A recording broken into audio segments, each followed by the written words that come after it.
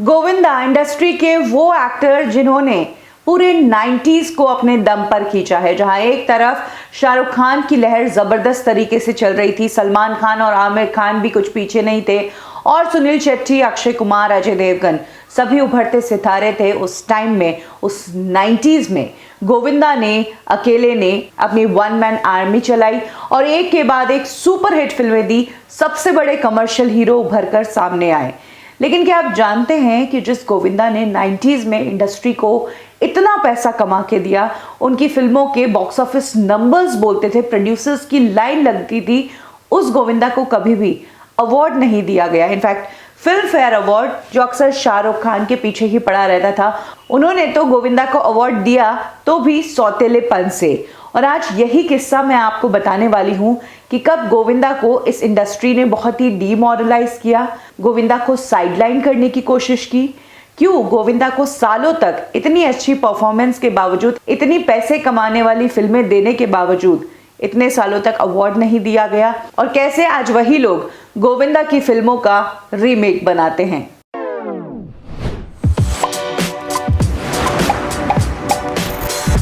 गोविंदा ने इंडस्ट्री में इनिशियली तो जो काम हाथ में आया वो काम लिया, क्योंकि उन्हें पैसे की जरूरत थी। लेकिन एक बार जब पैसों की जरूरत खत्म हो गई तो फिर गोविंदा ने धीरे धीरे अपने आप को ग्रूम करना शुरू किया, और उसी दौरान उन्होंने कॉमेडी फिल्में करना शुरू की। शोला और शबनम, आंखें, ये वो फिल्में थी जिससे गोविंदा को काफी तारीफ मिली, और इसके बाद गोविंदा ने अपना जॉनर मेनली कॉमेडी ही रखा, और उनकी फिल्में हर बार बॉक्स ऑफिस पर नंबर्स लेकर आती थी, उनकी फिल्में कमाई करती थी। प्रोड्यूसर्स गोविंदा की पॉपुलैरिटी पर एनकैश करते थे। यही कारण था कि गोविंदा 90s में one of the busiest actor थे।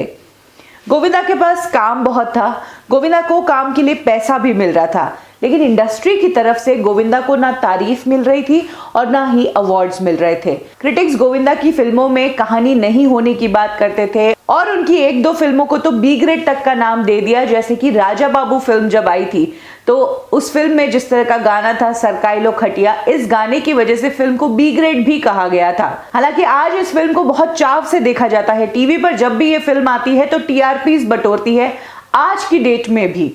उसके बावजूद तब गोविंदा को टाइपकास्ट किया गया था। क्रिटिक्स ये कहने लग गए थे कि गोविंदा कॉमेडी के अलावा कुछ नहीं कर सकता है। अवार्ड फंक्शन में हर साल गोविंदा नॉमिनेट होने के बावजूद उनके सामने से अवार्ड कोई और एक्टर ले जाता था, वो एक्टर्स जिन्होंने गोविंदा के बाद इंडस्ट्री में एंट्री मारी। चलिए, गोविंदा एक कॉमेडी हीरो थे, उनको टाइपकास्ट किया गया कि गोविंदा तो सिर्फ कॉमेडी करते हैं। वहीं अगर शाहरुख खान की बात करें तो उन्होंने हर साल फिल्म फेयर का अवार्ड जीता, लेकिन वो भी तो सिर्फ रोमांस ही कर रहे थे, उन्होंने भी ज्यादा कुछ चेंज नहीं किया। और जब चेंज करने की कोशिश की तो उन्होंने मुंह के बल खाई और उन्हें समझ आया कि कॉमेडी करना कितना टफ है। शाहरुख खान ने भी कॉमेडी करने की कोशिश की, उन्होंने भी यस बॉस, फिर भी दिल है हिंदुस्तानी, बादशाह जैसी फिल्मों में कॉमेडी की, लेकिन वो फिल्में बॉक्स ऑफिस पर चली ही नहीं। और तब शाहरुख खान को भी समझ आ गया कि वाकई में किसी को हंसाने का काम बहुत टफ है। फिल्मों में अगर कोई जॉनर सबसे टफ है तो वो है कॉमेडी का। खैर, पूरे 90s में गोविंदा ने इंडस्ट्री को बेहतरीन फिल्में दी, लेकिन एक टाइम ऐसा आ गया जब दूसरे स्टार्स की फिल्में नहीं चल रही थी, फिर भी गोविंदा चल रहे थे, और तब फाइनली अवार्ड फंक्शंस वाले चाहते हुए भी गोविंदा को इग्नोर नहीं कर पाए। यही कारण है कि साजन चले ससुराल के लिए पहली बार गोविंदा को दिया गया फिल्म फेयर का अवार्ड, लेकिन ये अवार्ड भी बेस्ट एक्टर के लिए नहीं दिया। मतलब बेस्ट एक्टर की कैटेगरी से तो गोविंदा को दूर ही रखा गया, उन्हें ये एक्टर स्पेशल मेंशन के लिए दिया। इसके बाद गोविंदा की फिल्म आई ईयर 2000 में, हसीना मान जाएगी। इस फिल्म के लिए भी गोविंदा को अवार्ड दिया गया, लेकिन वो भी बेस्ट एक्टर का अवार्ड नहीं, बल्कि एक अलग ही कैटेगरी बना दी गई, best actor as a comedian, और तब जाकर गोविंदा को यह अवार्ड मिला। यानी कि इस बार भी बेस्ट एक्टर का अवार्ड नहीं दिया गया, लेकिन इस बार गोविंदा चूके नहीं, उन्होंने भी फिल्म फेयर के स्टेज पर आकर फिल्म फेयर वालों को वहीं पर खरी खरी सुनाई अपने मजाकिया अंदाज में। जी हाँ, ये अवार्ड गोविंदा को हैंडओवर किया था प्रियंका चोपड़ा ने, और शरद कपूर साथ में थे स्टेज पर। गोविंदा स्टेज पर आते हैं और फिर वो कहते हैं कि अच्छा हुआ कि मुझे फाइनली ये अवार्ड अभी मिल गया, वरना मुझे लगा था कि मुझे भी धर्मपाजी की तरह लाइफ टाइम अचीवमेंट अवार्ड ही मिलेगा।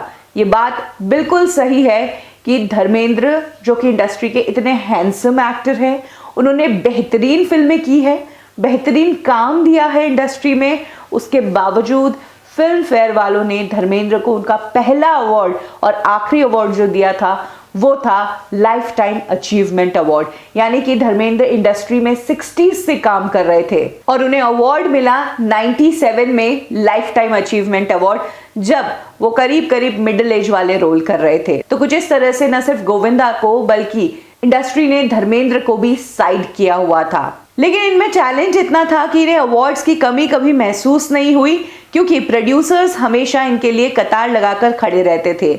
बट हाँ, कहीं ना कहीं मन में इस बात की कमी जरूर रही कि जब फिल्मों ने इतना काम किया, लोगों से इतनी तारीफ मिल रही है, फिल्में पैसा भी बना रही है, तो इंडस्ट्री से वाहवाही क्यों नहीं मिल रही है। इसके पीछे कारण ये भी हो सकता है कि गोविंदा ऑलरेडी और बड़ा है, उसे और बड़ा नहीं बनाया जाए, बाकी एक्टर्स आगे कैसे आएंगे। जहां एक तरफ गोविंदा को 90s में थ्रू आउट इंडस्ट्री ने अवॉइड किया, साइडलाइन करके रखा, वहीं 2000 आते आते ऐसा हो गया कि सभी एक्टर्स कॉमेडी की तरफ जाने लगे। शाहरुख खान का एग्जाम्पल तो ऑलरेडी मैंने आपको दिया, सलमान खान कॉमेडी की तरफ जाने लगे, अक्षय कुमार, सुनील शेट्टी भी कॉमेडी कर रहे हैं, अजय देवगन भी कॉमेडी करने की कोशिश करने लगे। और जब इन सब एक्टर्स ने कॉमेडी की तो किसी ने इन्हें टाइपकास्ट नहीं किया, लेकिन गोविंदा ने कॉमेडी की तो फिर गोविंदा को टाइपकास्ट किया गया। इनफैक्ट गोविंदा को लेकर इस हद तक लोगों ने इग्नोर किया कि ईयर 2002 के आसपास तो गोविंदा ने खुद ने मीडिया में अनाउंस कर दिया था कि अब वो कॉमेडी फिल्में करेंगे ही नहीं। उनको ऐसा लगने लगा कि उन्होंने अब तक जो काम किया है वो ऐसे ही काम किया है। उन्हें मासेस का हीरो कहा जाने लगा और कहा कि गोविंदा की फिल्मों में क्लास नहीं है, उनकी फिल्मों में कहानियां नहीं होती है, वो एक ही तरह की फिल्में करते हैं, उनकी फिल्मों में एक्टिंग या एज एन एक्टर कुछ अलग करने को नहीं होता है। इस तरह के फीडबैक के कारण ही तब गोविंदा ने डिसाइड किया कि वो अब सीरियस रोल्स करेंगे। लेकिन गोविंदा की कॉमेडी वाली छवि लोगों के दिलो दिमाग पर इस तरीके से चिपक गई कि वो उस छवि को ना तोड़ना चाहते थे और गोविंदा को सिर्फ और सिर्फ कॉमेडी करते ही देखना चाहते थे। हालांकि बाद में पॉलिटिक्स आ गई और उसके बाद गोविंदा कई सालों तक इंडस्ट्री से दूर हो गए। फिर कमबैक करना भी काफी मुश्किल हुआ, उनके खिलाफ कॉन्स्पिरेसीज भी काफी हुई। कभी उनकी फिल्मों को सेंसर बोर्ड में अटका दिया गया, कभी उनकी फिल्मों को स्क्रीन्स नहीं मिली, कभी जो फिल्में उन्होंने की उसमें उनके रोल्स काट दिए गए। कुछ इस तरह से सेकेंड इनिंग्स रही गोविंदा की। लेकिन इंडस्ट्री का गोविंदा के लिए ये दोगलापन तब समझ में आता है जब 90s में गोविंदा को जिन फिल्मों को लेकर इग्नोर किया गया था, जिन फिल्मों की बात नहीं थी, जिन फिल्मों के लिए कहा गया कि इन फिल्मों में क्लास नहीं, ये फिल्में तो मासेस के लिए हैं, उन्हीं फिल्मों का जब हम रीमेक बनते देखते हैं तो लगता है वाकई में तब गोविंदा के साथ भेदभाव तो बहुत हुआ था इंडस्ट्री में।